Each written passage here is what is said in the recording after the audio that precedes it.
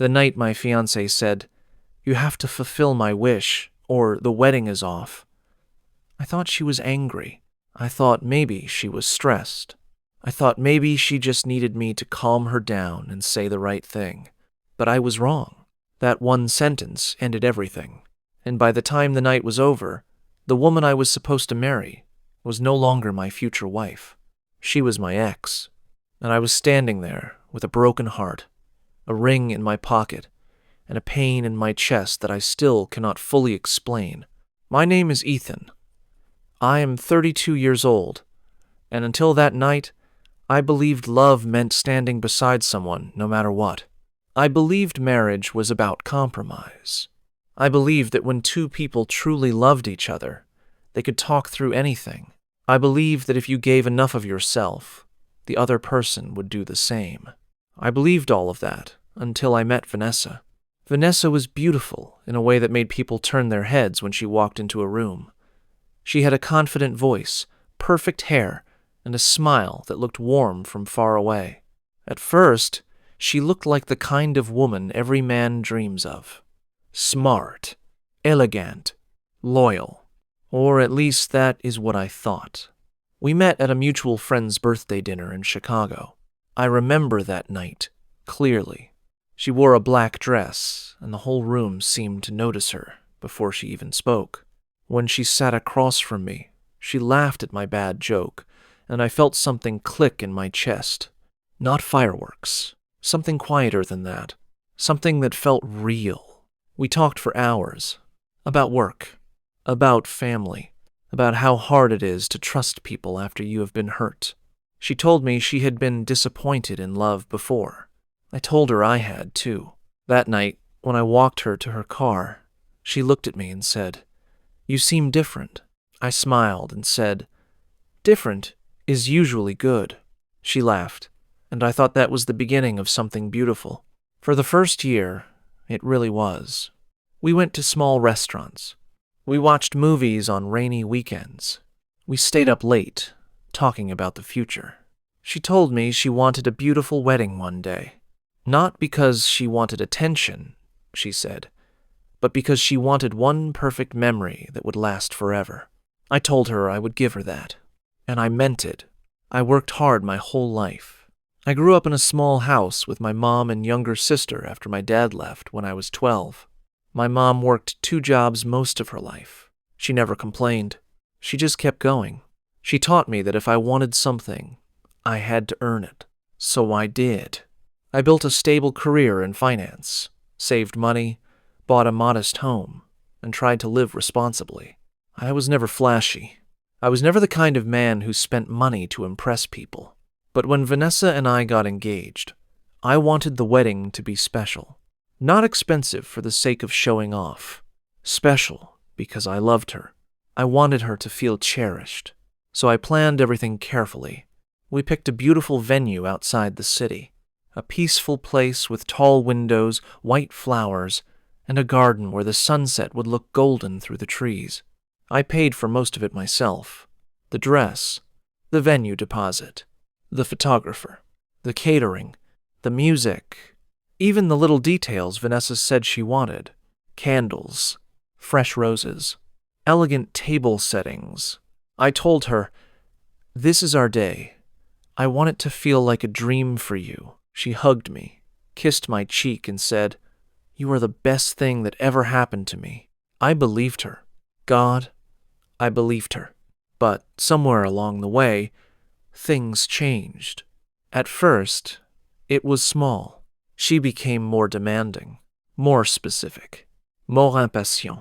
If I suggested a simple option, she would say I did not care enough. If I asked a question, she would say I was making things harder than they needed to be. I told myself she was just overwhelmed. Wedding planning can be stressful, I thought.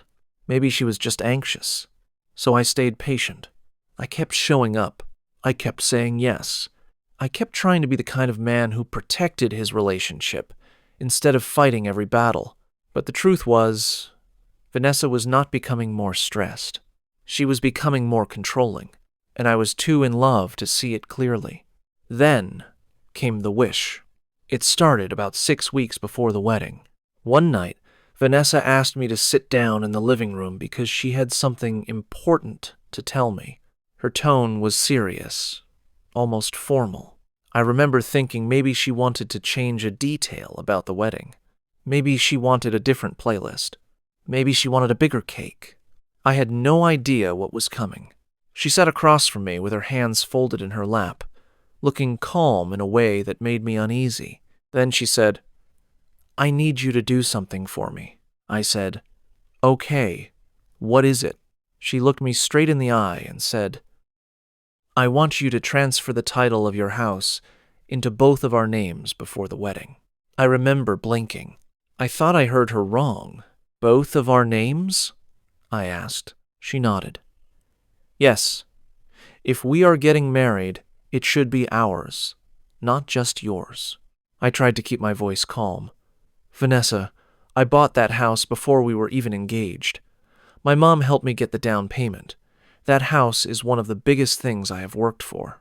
She leaned back and crossed her arms. Then she said the words that changed everything. "You have to fulfill my wish, or the wedding is off." For a moment, I just stared at her. I honestly thought she was joking, but she was not smiling. She was not laughing. She was serious. My chest tightened. I asked, "You are threatening to cancel the wedding over my house?" She looked offended, like I was the one being unreasonable. "I am not threatening you," she said. "I am telling you what I need to feel secure." "Secure?" I repeated. "Yes. If you really love me, you will prove it." There it was. That ugly little word. Prove. Not trust. Not build. Not share. Prove. Like my love had to be tested through sacrifice. Like she was handing me a trap and calling it a chance. I took a slow breath and said, "Vanessa, I already paid for almost everything in this wedding. I have given you my time, my money, my energy, and my future. Why are you asking for the house now?" Her face changed instantly. The softness disappeared. Her jaw tightened, and she said, "Because if you are serious about marrying me, then you should not have a problem doing this for me." I shook my head. "That is not how marriage works. We can build our life together, but I am not signing away my house because you say so." Her eyes narrowed. "Then maybe you are not the man I thought you were." That one hit me hard, because she knew exactly how to use that line. She knew I hated disappointing people. She knew I had spent my whole life trying to be dependable. She knew I wanted this relationship to work. So she pushed harder. "You say you love me," she said, "but when I ask for something simple, you refuse. What kind of husband does that make you?" I stood up then. I needed space. I started pacing the room because my mind was racing. I said, "A husband does not get bullied into giving away his property. I am not saying no to you because I do not love you. I am saying no because this is wrong." She stood up too. Her voice got colder. "No, Ethan. What is wrong is making me feel like I have to beg for basic security before my own wedding." "Basic security?" I asked. "Yes." I laughed, but there was no humor in it. "You want me to put my house in your name, and you call that basic security?" She folded her arms and said, "If you trust me, you will do it." That was the moment I realized this was not about security. It was about control, and once I saw that, I could not unsee it. I asked her something I had been too afraid to ask before. "Vanessa, how much of this wedding is really about us, and how much of it is about what you can get from me?" She stared at me like I had slapped her. Then her eyes filled with tears, but I could tell they were not real tears. Not the kind that come from pain. The kind that come from anger. "How dare you?" she whispered. "After everything I have done for you, you accuse me of being selfish?" I said, "I am asking you a question." She stepped closer and lowered her voice. "Fine," she said. "Here is my answer. I deserve a man who is willing to put me first. If you cannot do that now, what kind of husband will you be later?" I looked at her for a long moment, and in that silence, I remembered all the tiny moments I had ignored. The way she got angry whenever I spoke to my mom too often. The way she made jokes about my simple habits. The way she always wanted more, more, more. More money. More attention. More control. More proof. Never enough love. Never enough sacrifice. Never enough. I asked her, "Is this really your wish? Or is this just another way to see how much you can take from me?" That made her furious. Her face hardened. She pointed at me and said, "You are impossible. I am trying to build a future with you, and you are acting like I am some kind of gold digger." I did not even answer that. I just looked at her, because sometimes the truth does not need to shout. It just needs to stand still. She saw my silence and took it as defiance. Then she said it again. "Fulfill my wish, or the wedding is off." And this time, I heard it differently. Not as a request, not as a motion, as a threat, a demand wrapped in a bridal dress, a test I was never meant to pass. I slowly reached into my pocket and touched the small ring box I had been carrying all afternoon. I had planned to give her a surprise gift that night, a custom bracelet with her initials and the wedding date engraved inside. I thought it would make her happy. Instead, I found out who she really was. I took the box out, placed it on the table, and said, "Then maybe the wedding should be off." She froze. She actually looked shocked. "Excuse me?" she said. I took another breath and said, "I am not going to be blackmailed into marriage." Her mouth opened slightly. "You would throw away our future over one request?" "One request?" I repeated. My voice rose for the first time. "You want my house. Tomorrow it will be my savings. Then maybe my car. Then maybe you will tell me who I can talk to, where I can go, and what I'm allowed to say. No, this is not one request. This is a pattern." She stared at me, stunned that I was finally saying what I had been swallowing for months. Then she tried a different approach. Her voice softened. She stepped closer and touched my arm. "Ethan, baby, please. I'm just scared. I do not want to be trapped in a marriage where I have nothing." I pulled my arm back. "That is not what this is about, and you know it." Her eyes flashed again. "Fine," she snapped. "Then maybe you do not love me enough." I nodded slowly. "Maybe you are right." The room went silent. She looked at me like she had never seen me before. I could see her trying to process it. She was used to getting her way, used to me backing down, used to me smoothing things over. But that night, something inside me had changed. I was tired. Tired of being tested. Tired of being manipulated. Tired of confusing fear with love. I said, "If your love has conditions, then it was never real love. If your wedding depends on me surrendering everything I have worked for, then you are not asking me to build a life with you. You are asking me to hand you power over mine." Her lips parted, but no words came out. Then she whispered, "You are being dramatic." And I actually smiled, because that line told me everything. Not once did she say she cared about my feelings. Not once did she apologize for the threat. Not once did she say, "I understand."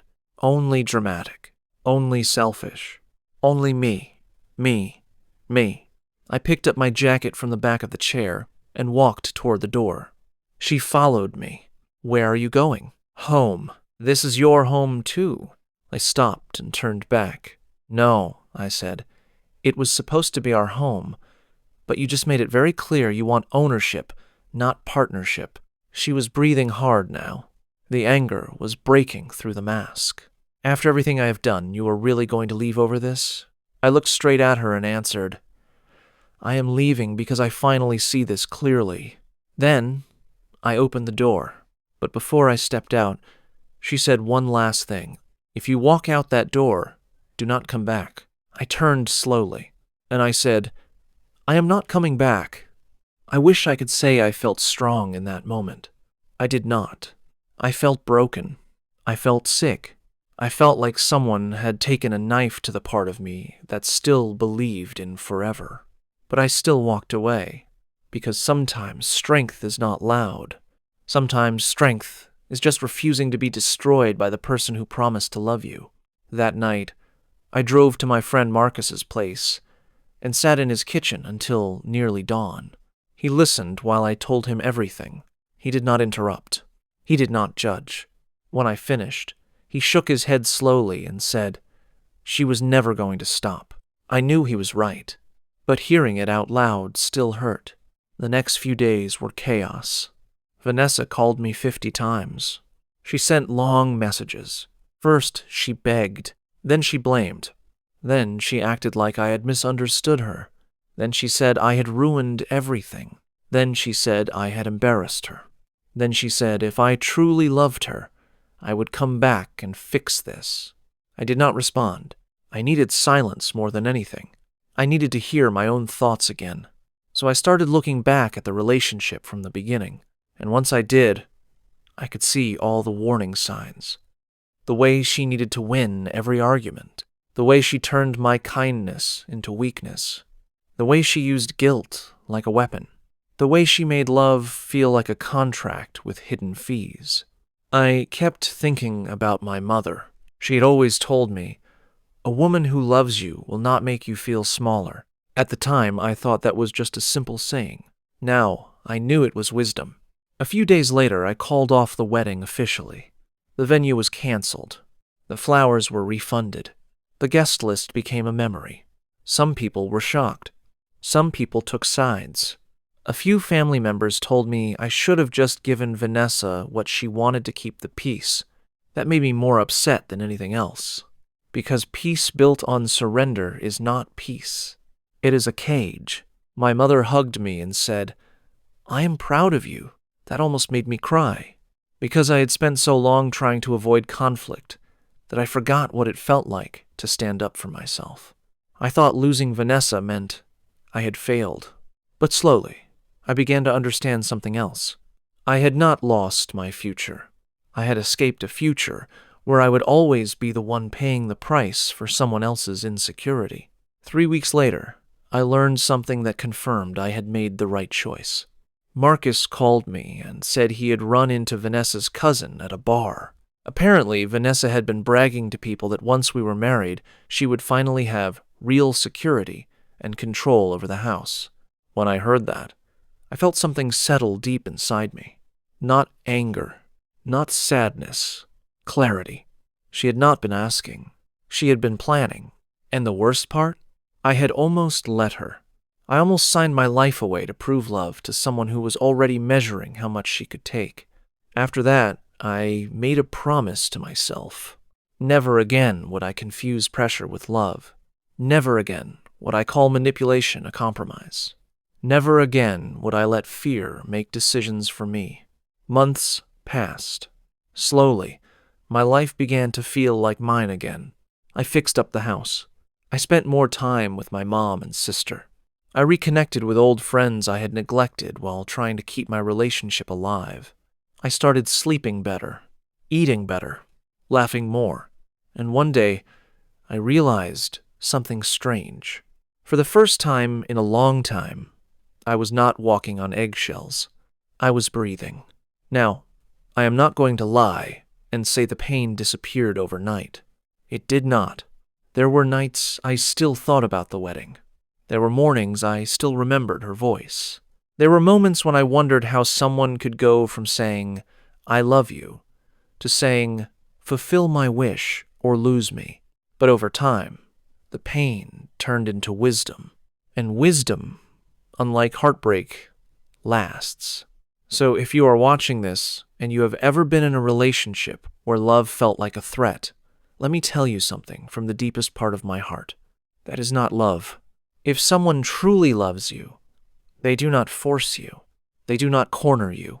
They do not make your future depend on surrendering your dignity. Real love does not say, "Prove yourself." Real love says, "I trust you." Real love does not say, "Do this or I leave." Real love says, "Let us build this together." I learned that too late for my engagement, but not too late for my life. And maybe that is the point. Sometimes the worst moment of your life is the moment that saves you. Sometimes losing the wedding saves you from losing yourself. And sometimes the person who walks away from you is the one who finally gives you your freedom. My ex-fiancée thought she was forcing me to choose, but in the end, her words did the opposite. She showed me exactly who she was, and I chose me. I chose my peace. I chose my home. I chose my future. And for the first time in a long time, that choice did not feel selfish. It felt necessary. It felt clean. It felt right. So no, I did not fulfill her wish. I fulfilled my own. I got my life back. And that is something no wedding ring could ever replace.